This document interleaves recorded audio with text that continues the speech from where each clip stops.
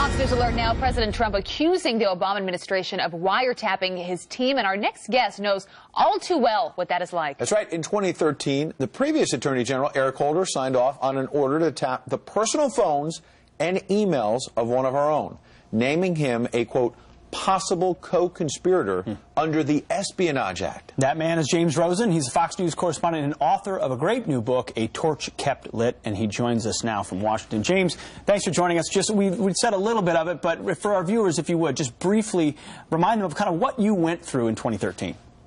Well, good to be with you, Pete, Abby, and Ed. And they teach us in TV school never to contradict the anchor unless it's absolutely necessary. And here I guess it is, because I have to clarify that I was not wiretapped. My parents were not wiretapped, which is where you place a listening device on someone's telephone line and you listen to their conversations. What happened to me was that the Attorney General, Eric Holder, under Barack Obama as president, secretly designated me a criminal co-conspirator and a flight risk.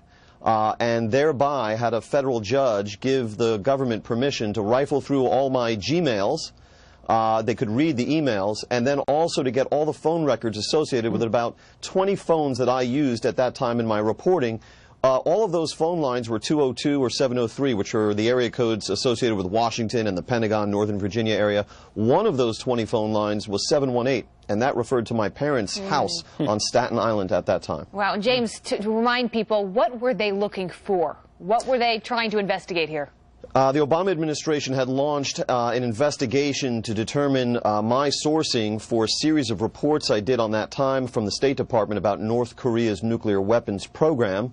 After all of this was disclosed by the Washington Post 4 years after that designation was applied to me, and that's how I learned about it, along with the rest of the world, President Obama, in a speech at National Defense University on counterterrorism, pronounced himself troubled by the idea that a working journalist would be criminalized for doing his job, and demanded that the person who was responsible for this, Eric Holder, the Attorney General, should get to the bottom of what happened and provide some reforms at the Department of Justice, which were, in turn, enacted. Well, James, to bring it to this story and why we had you on today, obviously, with the current president's tweets yesterday, alleging that President Obama was behind wiretapping him, wiretapping Trump Tower. Separate case, but related in the sense that the reaction from the Obama camp yesterday, as you saw, was President Obama never ordered surveillance of any American citizen. Thin line there, which is he didn't personally order it, but clearly in your case, someone in his administration ordered surveillance of you, a U.S. citizen. Period. That's right. The surveillance extended, for example, to monitoring my whereabouts and my use of the swipe badge that I had as a member of the State Department press corps when I was leaving the building, where I was using telephones and so forth. And that was attributed to Eric Holder, who later told the Washington Post that it was the greatest regret of his tenure.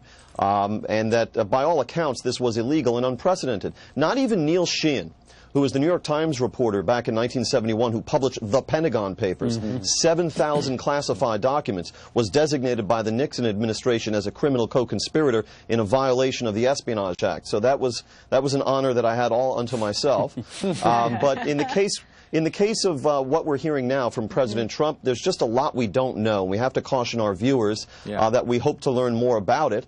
But if it's true that the Obama administration went to the FISA court to get some kind of surveillance at Trump Tower, whether it was of a computer tower or whether it was of the president's telephone, as he seems to believe when he uses terms like wiretapping, we would like to know what basis of probable cause would have been asserted in order to secure that permission for that surveillance. Does your own experience lead you to believe that something like this is possible? There's some dismissing it offhand, saying it would never happen. Is your experience that, in light of how you've seen the federal government work and the way people in power can use it, that it's possible that something like President Trump is alleging could have happened?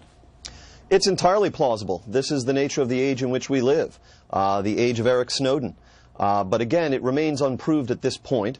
And believe me, we've now just heard from the White House press secretary, Sean Spicer, in a tweet storm of his own, saying that it is the view of the Trump White House that any committees that are investigating allegations of Russian contacts and Russian meddling in the election should also be investigating this allegation about President Obama wiretapping President Trump. And then this was the most remarkable of Sean's tweets. He said, the White House, neither the White House nor the President will comment further until such oversight is provided.